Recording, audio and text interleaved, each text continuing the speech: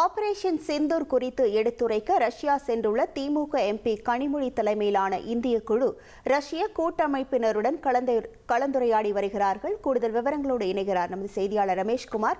வணக்கம் ரமேஷ்குமார், இதில் யாரெல்லாம் பங்கேற்றிருக்கிறார்கள்? முழு விவரங்கள்.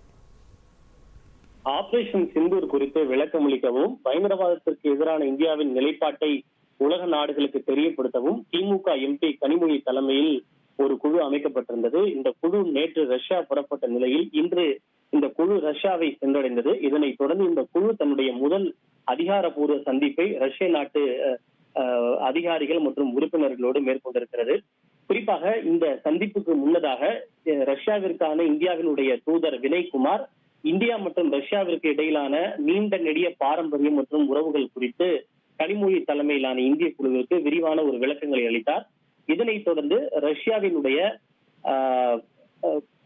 ரஷ்யன் பெடரேஷன் என்று கூறப்படுகின்ற பெடரேஷன் கவுன்சிலில் ரஷ்ய நாட்டின் சர்வதேச விவகாரங்களுக்கான துணை தலைவராக இருக்கக்கூடிய ஆண்ட்ரே டெனிசோ மற்றும் இதர செனட்டர்களை சந்தித்து ஆபரேஷன் சிந்தூர் குறித்தும் பயங்கரவாதத்திற்கு எதிரான இந்தியாவின் நிலைப்பாடு குறித்தும் அவர்கள் எடுத்துரைத்து வருகின்றனர். குறிப்பாக ரஷ்யன் பெடரேஷன் என்பது ரஷ்ய நாட்டு நாடாளுமன்றத்தினுடைய மேல் சபை என்று கருதப்படுகிறது. எப்படி இந்தியாவில் மாநிலங்களவை இருக்கிறதோ அதே போல இந்த ரஷ்ய நாட்டினுடைய மேல் சபை தான் ரஷ்யன் பெடரேஷன் என்று கூறப்படுகின்றது.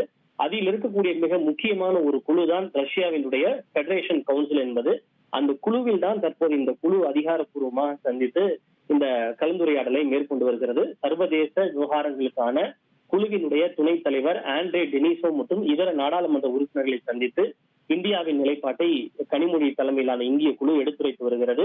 இந்த சந்திப்பின் போது பெஹல்காம் பயங்கரவாத தாக்குதலை ரஷ்யா கண்டிப்பதாகவும் பயங்கரவாதத்தை அனைத்து வடிவங்களிலும் நிலைப்பாட்டிலும் ஒழிப்பதில் இந்தியாவுடன் ரஷ்யா துணை நிற்பதாக ரஷ்ய தரப்பில் தெரிவிக்கப்பட்டுள்ளது. அதே போல பயங்கரவாதத்திற்கு எதிரான போதில் இந்தியாவும் ரஷ்யாவும் பொதுவான நிலைப்பாட்டை பகிர்ந்து கொள்கிறது எனவும் ரஷ்ய தரப்பு கனிமொழி தலைமையிலான இந்திய குழுவினரிடம் இந்த சந்திப்பின் போது தெரிவித்திருக்கிறது. இது தொடர்ந்து இன்னும் சில ரஷ்ய நாட்டு முக்கிய அதிகாரிகள் மற்றும் குழுவினரையும் இந்திய குழு சந்தித்து ஆபரேஷன் சிந்தூர் குறித்தும் பயங்கரவாத நிலைப்பாடு குறித்தும் விரிவான விளக்கங்களை அளிக்க உள்ளனர்.